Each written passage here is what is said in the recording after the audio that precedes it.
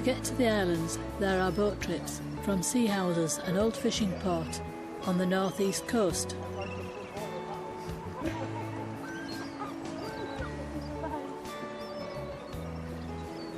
Trips leave the port on a regular basis from spring to late autumn. The Farnes are a group of islands 1 to 4 miles off the coast of Northumberland. It consists of some 15 to 20 islands depending on the tide, divided into 2 groups, the inner Farnes and the outer Farnes. The main groups are known as Staple Island, Brownsman and Longstone.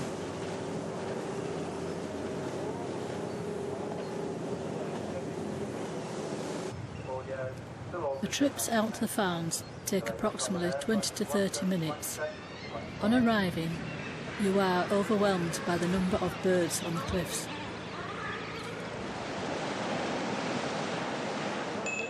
The Farnes are one of UK's most important wildlife habitats and is managed by the National Trust. Yeah, I mean, there's no sea watching on at all. It's really bizarre around here. A bit this morning had one city and one mate. After landing, the first thing you'll notice is a loud noise. This is made by the Arctic terns nesting by the old chapel. There are up to some 2,000 pairs nesting. Be careful near the terns, as they will attack the unwary visitors. The Arctic terns makes one of the longest journeys known for a bird. It travels pole to pole, stopping off in spring to breed.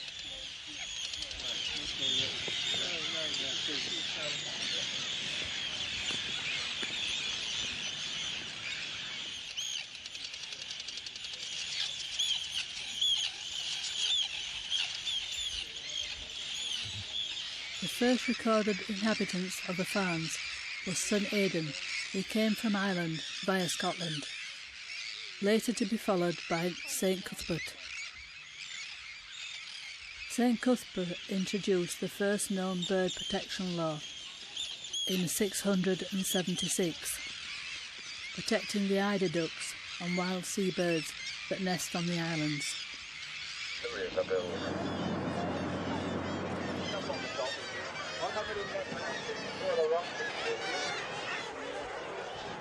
The shags are one of the main occupants of the island and can be seen on ledges all over.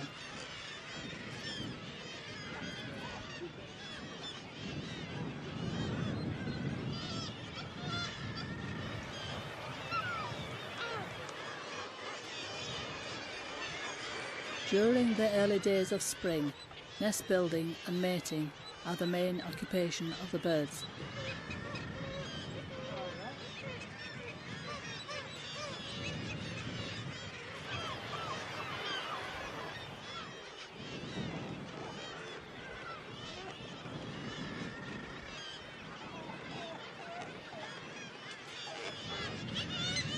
Not everything brought back is good for nest building and quickly gets dumped over the side. This shag has a pipefish wrapped around its neck. It eventually falls off and he brings it to the nest. It's not long before the last of the eggs are laid among the shags. During this time, the male and female will take turns in sitting on the eggs. It is hard to tell the male and the female apart. There is no distinction between the birds. After the shags, the next bird in abundance is the guillemots, only coming ashore to breed. The guillemots look a lot like razorbills, that also can be found on the island. The razorbill has a white stripe on its bill that looks like a cross.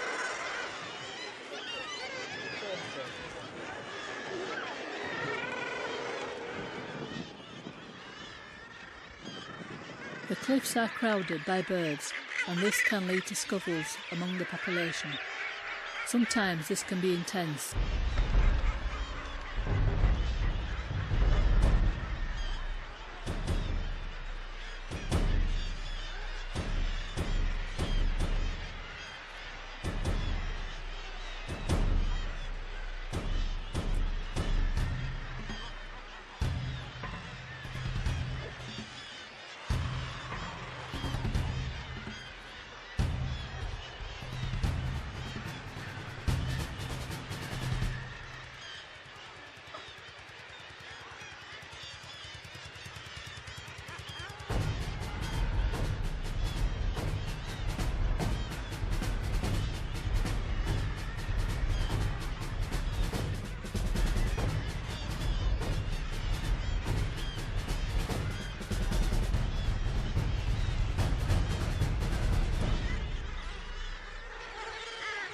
Trying to get back to your own part of the rock with food can be nearly impossible.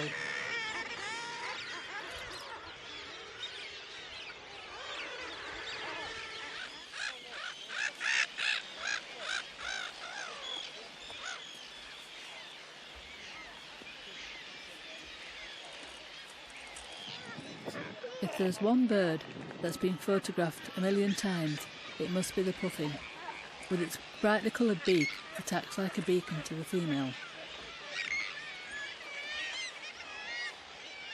With markings that give the appearance that it's wearing a tux, making it look clown-like. The head movement and the rubbing of bills is all part of the mating ritual.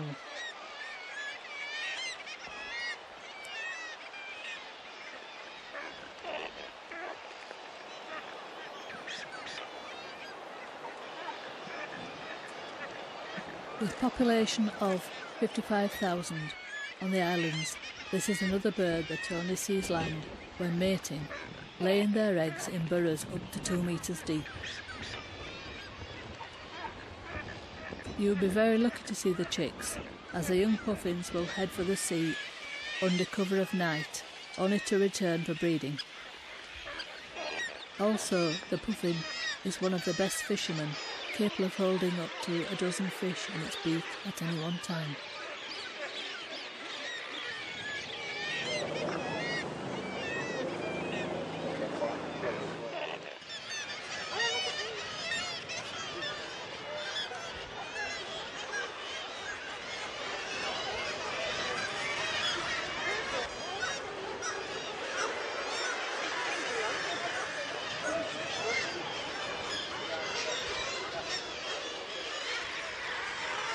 By now the population of the island is at its maximum.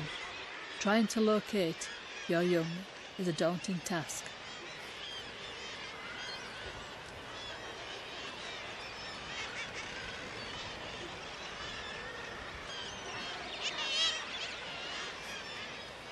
It's not long before the mother locates the chick to feed it. This process goes on thousands of times a day, with both parents flying backwards and forth with food. Scuffles between neighbours happen all the time. Falling from your nest can be lethal, as this young guillemot found out.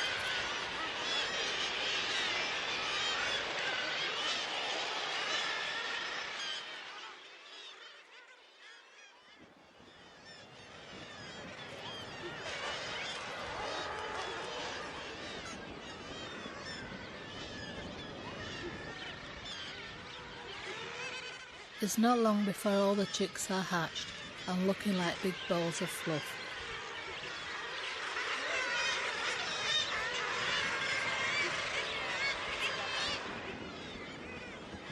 Feeding and attending to the chicks goes on all day and night, right up to the time the chicks fledge.